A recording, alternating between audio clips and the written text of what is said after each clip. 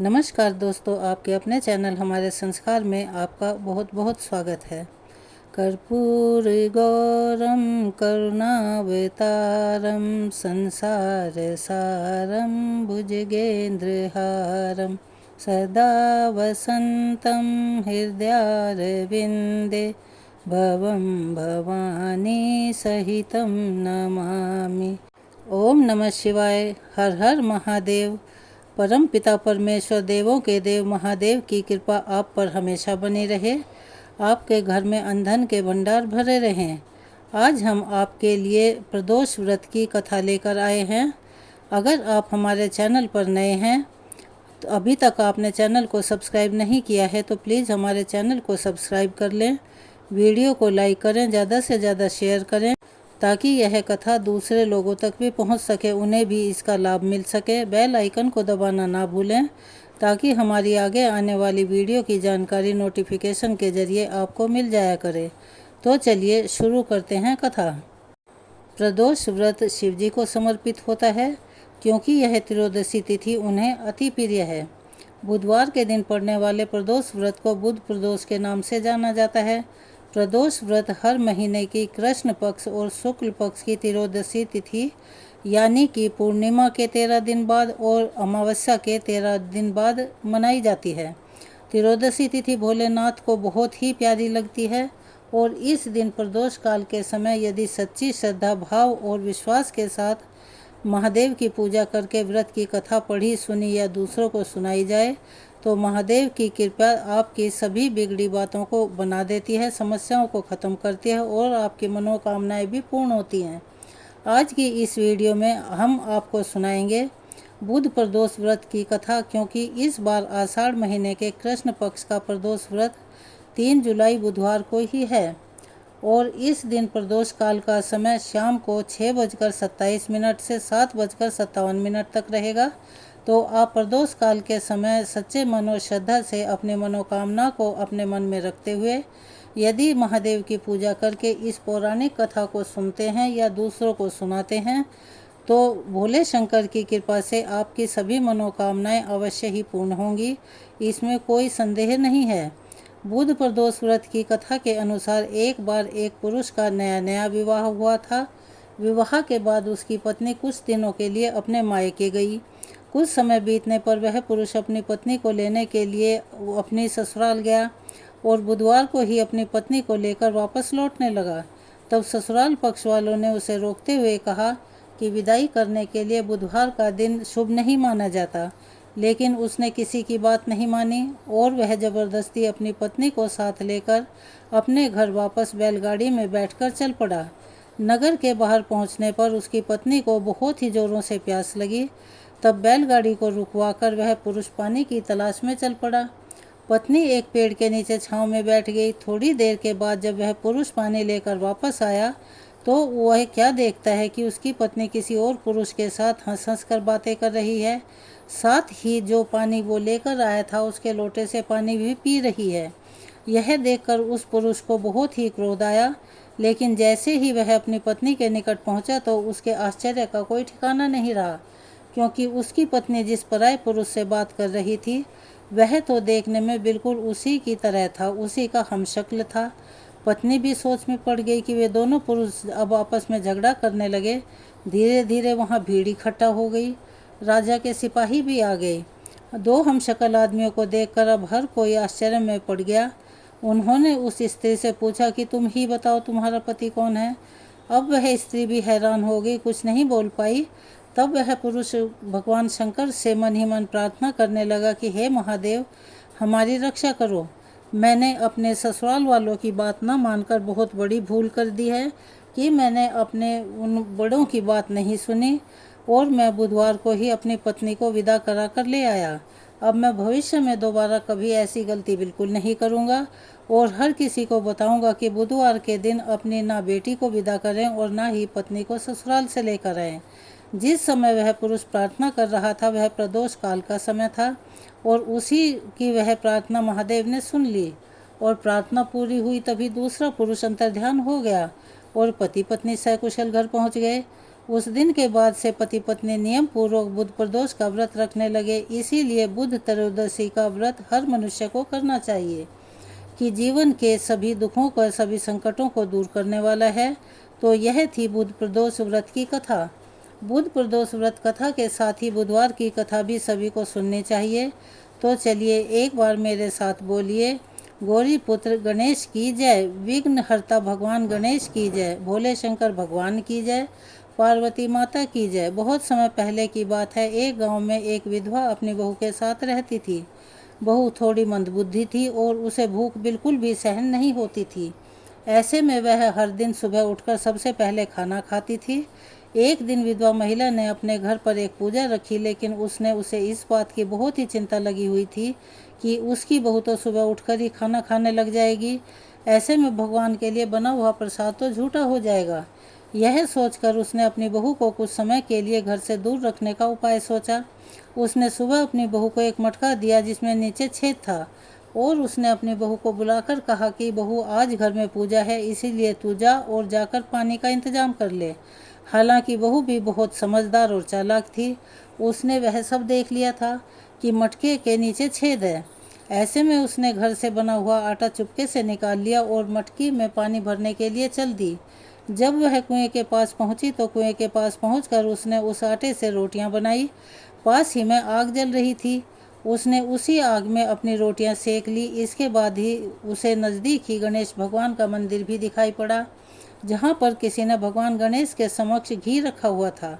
बहू ने उसी घी को अपनी रोटी पर लगा लिया और खा गई। उसकी इस हरकत को देखकर भगवान गणेश को बहुत गुस्सा आया और उन्होंने अपने नाक पर एक उंगली चढ़ा ली। कुछ समय के बाद जब गांव वालों ने देखा तो उन्हें बड़ा ही आश्चर्य हुआ और सभी ने मिलकर भगवान गणेश को लाख समझाने की कोशिश की, लेकिन उन्होंने अपनी उंगली वापस नहीं हटाई। धीरे धीरे यह बात राजा तक पहुंच गई। फिर पंडितों को बुलवाया गया और ज्योतिषियों को भी बुलवाया गया। बहुत पूजा पाठ की गई, फिर भी भगवान गणेश ने अपनी नाक पर से उंगली नहीं हटाई। तब राजा ने यह ऐलान किया कि जो भी भगवान गणेश को नाक से उंगली हटाने के लिए मना लेगा, उसे 5 गांव इनाम के तौर पर दिए जाएंगे। विधवा महिला की बहू ने यह बात सुनी तो वह भी कहने लगी, क्या मैं कोशिश करके देख सकती हूँ। उसकी बात सुनकर वहाँ पर एकत्रित हुए सभी लोग हंसने लगे, क्योंकि अब तक लाख प्रयास करने के बावजूद भी भगवान गणेश का क्रोध कम नहीं हुआ था। तो लोगों ने सोचा कि चलो, सब लोग तो अब अपने अपने प्रयास करके देख चुके हैं, एक बार यह भी करके देख ले।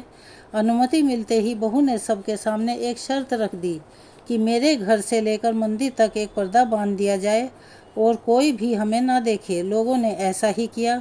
इसके बाद बहू ने अपने कपड़े में से एक मोगरी छुपाई और मंदिर पहुंच गई। वहां जाकर उसने भगवान गणेश को चेतावनी दी कि प्रभु, यह उंगली हटा लो, नहीं तो एक मोगरी मारकर मैं आपके टुकड़े टुकड़े कर दूंगी। भगवान गणेश को लगा कि यह औरत तो पूरी तरह से पागल है, कहीं सच में ही मुझे मोगरी ना मार दे।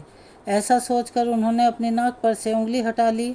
जब पर्दा हटाया तो देखा भगवान गणेश जी की उंगली वापस अपनी जगह पर है, जिसे देखकर गांव वाले बहुत प्रसन्न हुए और बहू का जय जयकार करने लगे।